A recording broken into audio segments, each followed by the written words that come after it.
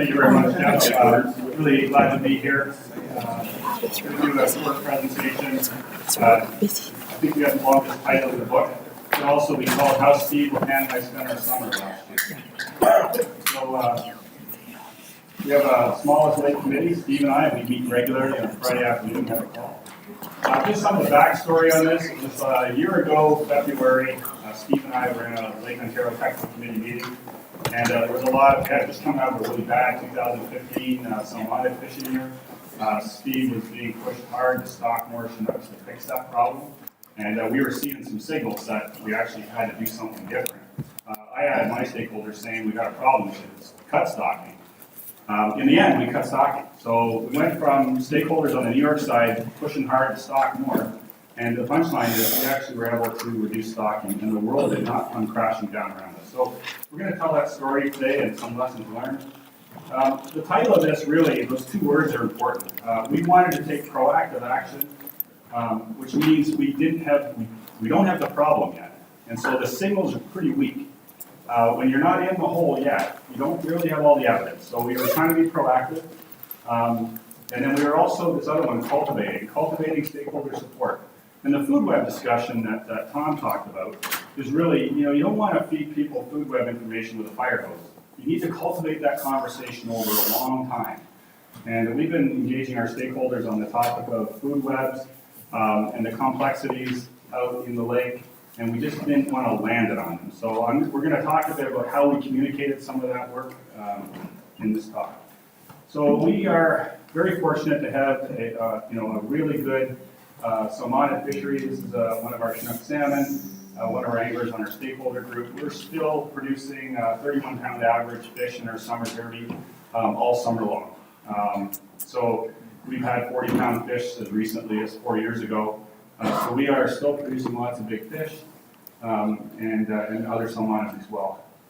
So what was the issue? Alewife are the main prey fish for Chinook salmon. Starting in 2017 to at least 18, there may not be enough alewife out there to support that fishery as there has been. Why? It's not so much a food web issue per se, but we had a structural issue. Those two bad winters we had in 13 and 14, and again in 14 and 15, really knocked our alewife down. So we've got two poor back-to-back year classes coming through, and we're concerned about that. So the implications, maybe nothing. Maybe everything will be just fine. Maybe we'll just weather that storm. Maybe not. Maybe we'll have some smaller fish out there and we'll show some worse condition. Or worst case scenario, maybe we'll overrun the system because we have lots of wild production. But we don't know that answer because we're trying to be proactive. And Steve and I really don't want to wait until one of those three things sort of happens because that's not going to be a good situation. We did want to start to take actions to start to reduce the predator demand on alewife. And that's sort of where our head was at last year. And so our approach was to start we charged the Crayfish Technical Committee. I don't know if Brian's here yet. Brian Weidel, Jeremy couldn't make it. You'll meet all these folks tomorrow if you're at our meeting to really improve the science, assess the risk, really fine-tune their analysis, and that's ongoing. We'll hear more about that. Provide some advice and also help us communicate the issue. We established a binational stakeholder group. Jerry Faluka is here today. He sat on that committee. We already had a long-standing stakeholder committee in Ontario. We have a zone council there. They've been sitting with us for 10 years. And so they've been with the M&R and the Lake Unit for that period of time. Steve was not fortunate to have that type of committee, but we felt if we took 12 of ours and joined up with 12 of Steve's stakeholders and created a table with 24 binational stakeholders, good things could happen from that conversation. So we did that. We kept the science focused on a few key indicators and to avoid confusion and too much complexity. It wasn't that we didn't want to talk about all the complexity, but we had some pretty clear indicators that we felt we could move on. And that was where we decided we wanted to focus, and I'll show you some of that information. We met with individuals, we had stakeholder meetings, we met with tourism groups and councils. I think I spent, 4 or 5 times last year, Steve. When you had a stakeholder meeting, I went with you and really presented a binational perspective at the stakeholder table on the New York side.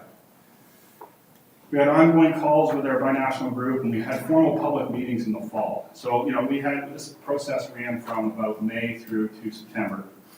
And then we made a decision, and now we're in implementation mode. So, the main key challenge we had was fishing was fantastic in 2016. We came out of 15 with crappy fishing, largely because of the cold summer and the lake didn't set up and the fish weren't doing what they were supposed to be doing. 16 came along and we had that heat wave and the fish were big and people were catching lots of Chinooks and we were really feeding on that 2012 year class, so fishing was fantastic. We fixed the lake, Steve, in 1 year. And then we were coming on the heels of that saying we think we've got a problem.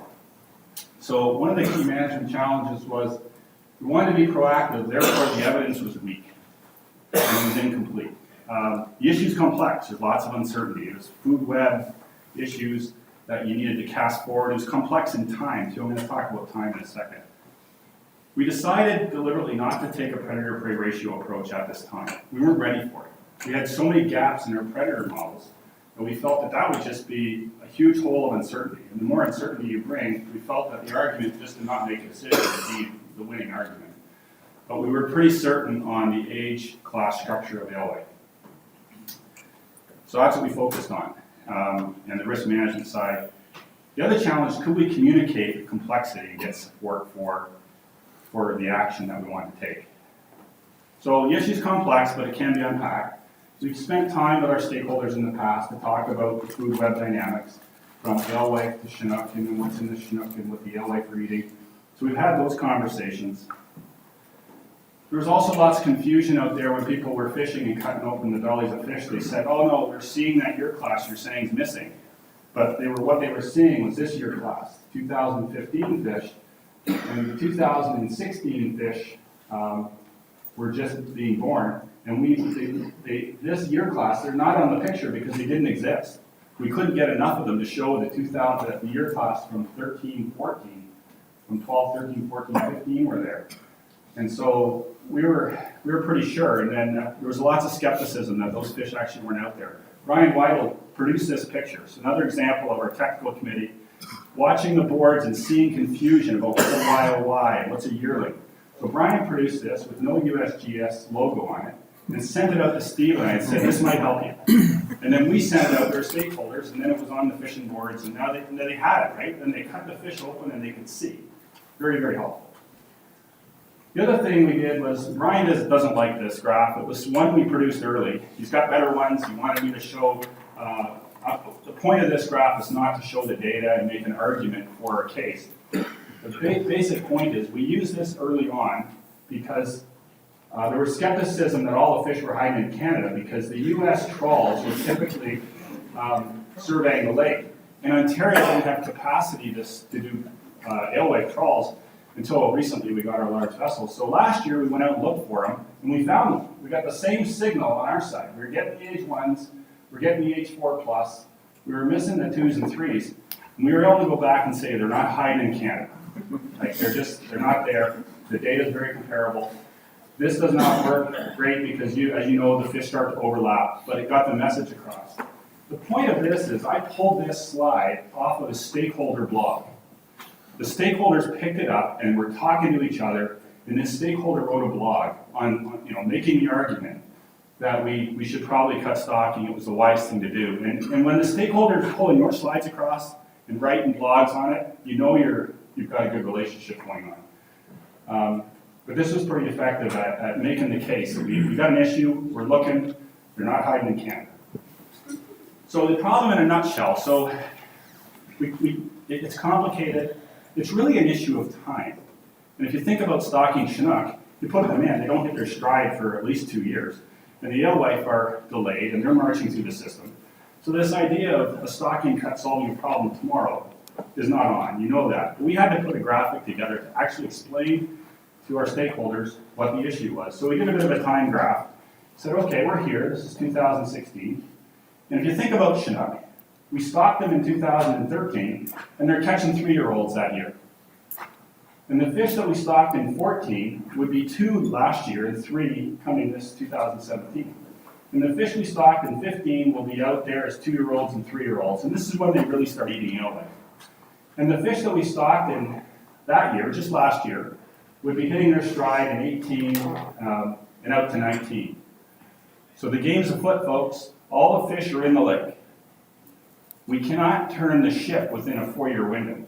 The problem is, our challenge was we're talking about making a stocking cut that won't actually do anything out until 2017, 17 and out to 20, sorry, 19 and 20, out here. So the 2017 stocking won't even have an impact on the fishery and on the prey base out that far. And so then people were starting to realize that, oh, this is a time issue. So food web decisions are bound by time, and you've got to include that time component. And so then so on and so forth. So the challenge is we're missing H3, 4, and 5 alewife during this window. Now we've got lots of age, there'll be H5 alewife. The 2012 year class was great. And we've got other alewife coming on. We weren't sure about this last winter, so we were kind of wondering what's going to happen with our winter. The future was unknown. So this sort of painted a picture for folks, and they started to get it. They started to see the time, they started to see the connection and what we needed to do. So what did we learn from our stakeholders sort of on the first go around? The more you want to reduce or make a hard management decision, the more evidence you need, right? The greater the resistance. So that got us to the point of why we cut what we cut. The public perception of the action could actually have a larger impact on the fishery than the action itself. We were very concerned that the cut would drive customers away and then people would pack up and stop going fishing. We've seen that before in the 90s when we cut stocking. People went home and we lost people from the fishery. So we wanted to communicate that reducing stocking doesn't have to equal bad fishing, well, won't equal bad fishing next year. So we needed to get that message out to our stakeholders. And we realized we couldn't cut stocking enough to fix the problem because the game's afoot. And to create this balance, but we could maybe start. So what we did, we proposed a 20% cut to Chinook, and it cost us a 20% cut to lake trout as well. Lake trout was something that they just needed to do. We felt that we could cut lake trout and still meet our fish community objectives around lake trout restoration. That time graph really helped us show that the lake trout time frame is 5 years beyond that because of how they come into the feeding cycle and how much they eat. So there was no immediate window of relief for moving on lake trout. And we'll restore lake trout if we see our fish community objectives are not being met or we need to. So we're okay on that, but if we did have to reduce lake trout stocking as well, we continue to monitor the fishery and we've enhanced our monitoring. So interesting, what was in the media? Some headlines, you can Google stocking cuts Lake Ontario and you can get your media headlines. Over in New York, this was when DEC Chinook salmon stocking cuts won't affect fishing much. Not a bad headline, right? It was tempered, people were being reasonable. Another one, outdoor call, Lake Ontario salmon stocking cuts and what they mean. And it's important to note that 20% salmon and lake trout doesn't necessarily mean that reduced fishing quality. Keep that in mind. So we were getting that message out. I cannot provide you with an example from Ontario because there was no media coverage. It was like not a big deal. I was being asked, like, what's going on? It's like, it's okay. Now, I'm showing you some positive comments. It all wasn't roses and sunshine, let me tell you that, especially on the New York side. There was a lot of roses and sunshine on the Ontario side. I mean, Jerry, you came to a public meeting. We had a pretty easy lift. But we did get a lot of folks on the New York side that were saying it's great news, should have minimal impact. I'm okay with this. This was sort of after the proposal went out. Applaud the DEC for trying to maintain a healthy ecosystem. And I like what I'm seeing, incredibly good interactions with the DEC folks. Reduction of lake trout's good. Kings are not the only major threat, so there was lots of different perspectives out there. On the Ontario side, we had people wanting to cut more. People were saying, a larger cut would be a good thing. I don't see why we have to stay with 20%. We were getting pushed on that. I mean, Jerry, you were at the meeting when someone asked, and I said, we're lockstep with New York. We're partners on this. We wanted to go with New York, and it was the right thing to do to move together on this. Alewife is the key to survival for salmon. You don't have alewife, you don't have Chinook, and so they were getting it. A really long one where someone had replied, oh, all the stocking's over. It said, no, rest assured, it's okay, 20%. They're actually talking about the objectives here, maintaining long interest in the fishery. So it was all good. What did we learn from our stakeholders after the fact? Don't lead with your science. Use it to tell a story. Figure out how the science can fit in your story. That whole timeline thing is based on science. It's just figuring out how to use that. Throwing up charts and graphs with data points or models, sorry for the modelers in the room. It's overwhelming, right? And bring them along. Anglers are really keen to understand the fishery. It's their passion and their livelihood. Speak their language. It helps I fish out there. I'm out on the boats, I'm fishing, so I know what they're seeing. They got really valuable insights. You talk to enough of them, and you get pretty good spatial coverage. Seek their advice sincerely. We actually didn't have the 20% number until the end of the show. We came to that. We didn't have it. It wasn't hiding somewhere.